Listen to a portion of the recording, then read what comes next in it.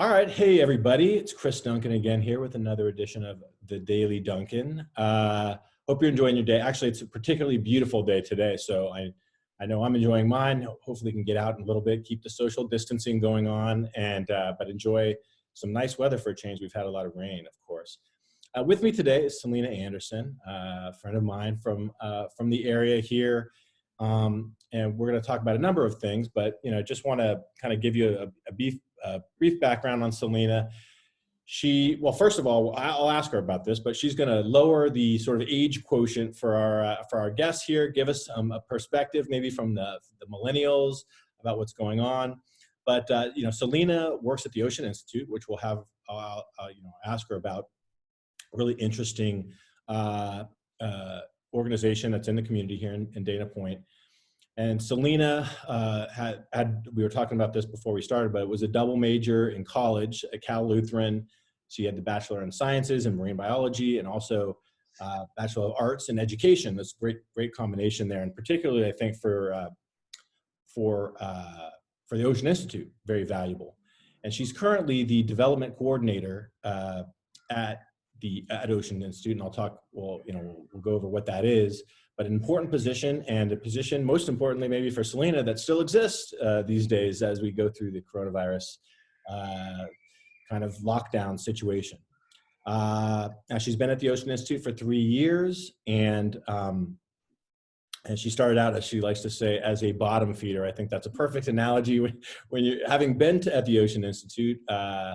For the marine life that's down there at the bottom of the tank, it sort of makes sense and has risen up to her present position. So I'll ask you about the Ocean Institute, Selina, but first of all, I'd say, hey, I visited the Ocean Institute. I had the pleasure of going there with the family over the holidays, and I can attest it's an incredible place, just a first-class operation, really important. We're so blessed to have it right here in our community, teaching our kids and our adults about marine life. And we were there, watching the Parade of Lights, and it was gorgeous. And gosh, that event was amazing. And I think, Selina, you were responsible for that. So Yep. Thank you for coming, Selina. And before we get into the Ocean Institute, actually, why don't you just maybe briefly go over what has life been like as a millennial with the COVID-19 situation we have going on? Definitely quite different. I don't know about most of my other generation friends, but I definitely love the social life. I go out for a happy hour after work quite often. So the COVID-19 pandemic has definitely brought on a lot of virtual happy hours, that's for sure.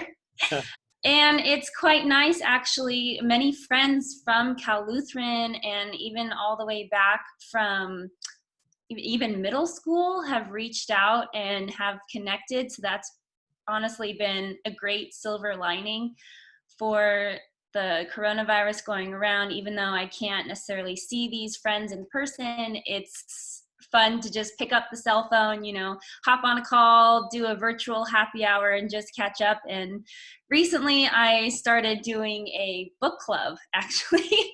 I've never done one before, but it's become quite easy when it's virtual.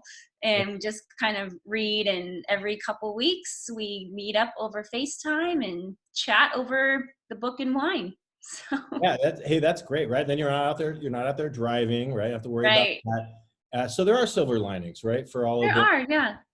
And I think it's important that we all try and find those in this situation, which it is so profoundly difficult for so many people. And I think we're probably blessed, but so many people are going through that. But a chance to reconnect with people that you may have drifted away from, having the time to do that, and everyone sort of being virtual, right? It makes it easy. So glad to hear that. Yeah.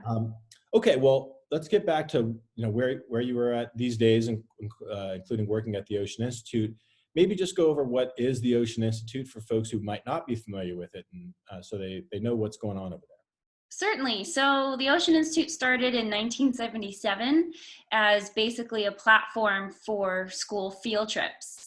And it's a 501c3 nonprofit, and it started off as the Marine Institute. So if that name sounds familiar, we're still the same building, same location in the Dana Point Harbor, right at the end of the bluff there. And in 2015, we opened up to the public. So we have done a whole revamp of the department back in 2015 for the public programs, and that's where I started. I called myself a bottom feeder only because I was on the floor of the organization, literally giving tours out and about in each of the labs, each of the buildings, describing what we had there, because we have over 1,000 species of local marine life, as well as explaining what the school field trips that we offer. We have over 60 marine and maritime programs that we do throughout the school year, and then typically during the summer we offer summer camp. So we're constantly teaching. We're basically an educational organization that does have an aquarium aspect to it, where we interact the public and who can just walk in and explore, versus the schools who have organized field trips and it's based on a curriculum. So we like to kind of involve the whole community, as well as different counties and districts, all the way from San Diego to LA. Yeah, I'm glad you got up community, because that's kind of how I sort of picture the Ocean Institute, having been there with my kids myself. It seemed like a gathering place, right, where people of different backgrounds and maybe people who might not live in the immediate San Clemente or Dana Point area might travel to, because it really is that impressive. But, you know, it was so interesting to see so many different people kind of amazed by the same things, right? Like you know, exhibits are really cool. This marine life that you might not be familiar with. And also you talked about the kids coming, right? The different schools. Yeah. So, I mean, we truly have something for everybody. We have many events also throughout the year. Unfortunately, with the coronavirus being declared as a pandemic and the health regulations of the country, we decided to postpone our biggest fundraiser of the year, which was formerly known as the Jazz Festival. It has been renamed the OI Fest. You know, anyone who might have spent a lot of time putting that festival together only to have it canceled? It was a little heartbreaking, to say the least, but we have planned to kind of group it with the Tall Ships Festival that typically happens in September. Fingers crossed. Of course, everything is still uncertain. We're just kind of playing it by ear, trying to, you know, change and be adaptive to the times. We're doing many virtual events now. We are doing interactive lessons. We are going to start live dissections starting next week, where people can tune in and ask questions. So we are definitely moving into a more virtual world, and being basically on the front line of that and trying to figure out what works and what doesn't has definitely broadened my skills. And I've learned a lot, that's for sure. Yeah, well, I think that's good to have folks like you who are in the younger generation more familiar with technology as part of Try. the team over there, right? I think we're all learning. I'm learning every day with this setup. Yeah. But yeah, because I think we're incredibly fortunate to have the Ocean Institute in the area, and so close, so accessible. Just a wonderful place to bring kids and to learn and to come together. And yeah, it's been difficult for me to see, you know, the Institute, which I've grown very fond of, kind of go through these hard times. And then on top of that, I think that some people saw on the news, we had the situation with the Pilgrim. Can you talk? I know that you weren't directly involved in that, because as the development coordinator, you're doing more of the fundraising aspects. But why don't you speak a little bit about what happened with the Pilgrim and sort of where the Ocean Institute is moving forward with the Pilgrim? Yeah, honestly, I mean, like, with us being forced to shut down, and then the Pilgrim keeled over in the middle of the night, that was just another stab in the heart. You know, that's been an icon not only for our organization itself, but for the community. As you are driving into the Dana Point Harbor, one of the first things you see are tall ships. They are 100 feet tall, and as you're driving down, you know, you see the harbor and the ships, and it's kind of been a staple of Dana Point. And the Pilgrim, the original Pilgrim, actually gave the name Dana Point to the city. So to have it not be a part of us anymore is honestly truly heartbreaking. and we still don't know why it sank. We had a salvage crew go down and assess it. They decided to the terribly difficult decision that the only way to get it out of the water was to take it apart and lay it out, collect all the artifacts that we could, save anything that's significant. And then we are still in the process of figuring out exactly what to do with the pieces that we have saved. But we are just devastated by the Yeah. loss. Yeah. And uh, I understand that a lot of kids go there for field trips, right? And I think you went there. I did. I mean, I still remember that field trip. I was 10 or 11 years old. I spent the night on the Pilgrim. I had to do the night watch. I had to get raised up to go into the rigging to fix the sails. I had to eat the disgusting food, just like a typical sailor. Yeah. But it was honestly, the Ocean Institute has been the base of my memories of field trips, because not only did I spend the night on the Pilgrim and act like a sailor for, those 2 days, Yeah. I caught my first fish on the RVC Explorer from the Ocean Institute. I dissected my first squid there. It's truly a day's work that we do there lasts a lifetime and impacts children. Right. Well, you're an example of that, right? Because the impact you had from that night, Right.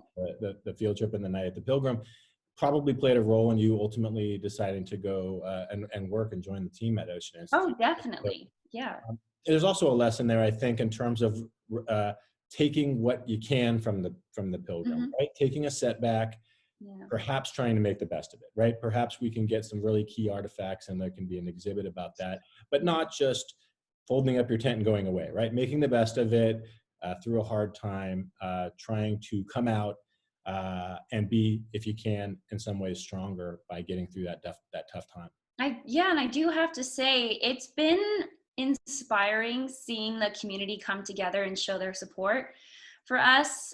Even before the Pilgrim sank, we had an influx of comments, stories, donations that came in that truly is letting us survive during this time.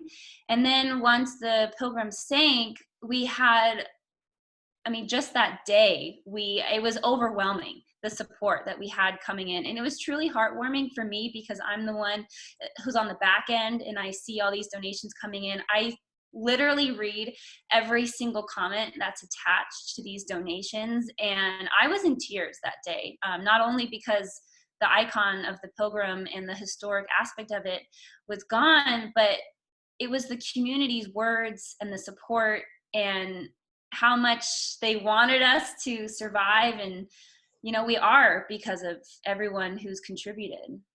Yeah, it's amazing, right? I think it's symbolic of what a lot of people have done in terms of stepping up with the coronavirus. Mhm. We know there's organizations in the area. Your mom, Kim, who I know is part of these, that are making masks. And I think you really see people's true colors, right, in a situation Mhm. like this. And it's great to see people rally together for the things that are important to them, like the Ocean Institute. And Yeah. I was getting a little choked up thinking about the comments that people might make, because I saw some of them Yeah. and some of the news coverage about that. People talking about those incredible personal experiences like you had there, and how Mhm. important it is, and how they're willing to, even in a tough time, contribute to seeing the Ocean Institute continue and hopefully come out strong and vibrant, and a pillar of the community as it's been. So as we talk about sort of coming back from loss a little bit, right? And we all are sort of coming back from a little bit of loss through all of this, some more than others, of course. So sort of closing it out, looking to the future at the Ocean Institute, what what do you see there? What are some programs that you're hoping to roll out? And is there anything that people can do that are interested in the Ocean Institute, maybe have forgotten, or find their interest sort of rejuvenated by hearing you, that they could do to help contribute to the Institute continuing on in the future?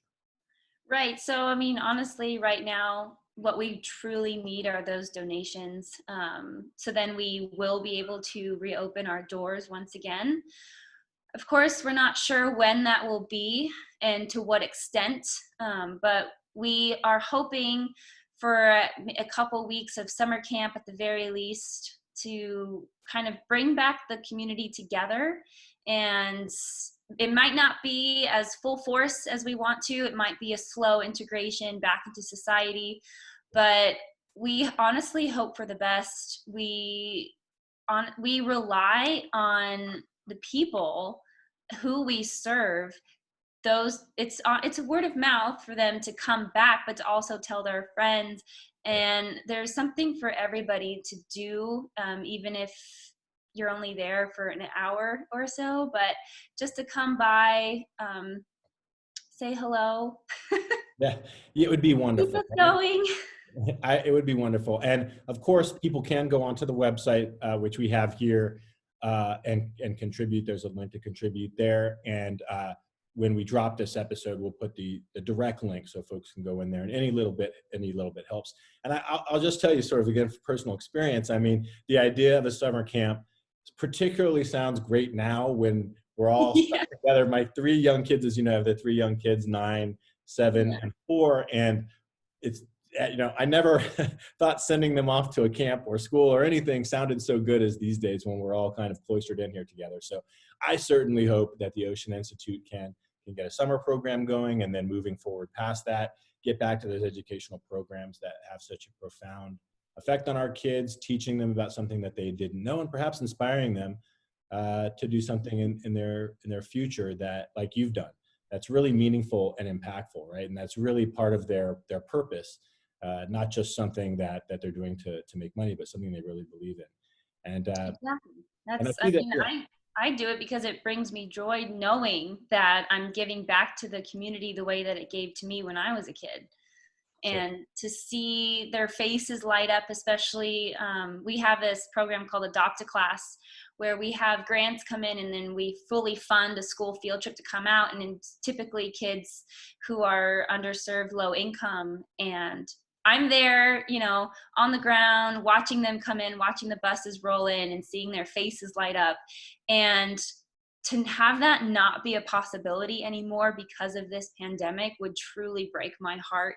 And this is why I am in the position I am in now, is because it just gives me joy giving back and providing that education for those who wouldn't have had it otherwise.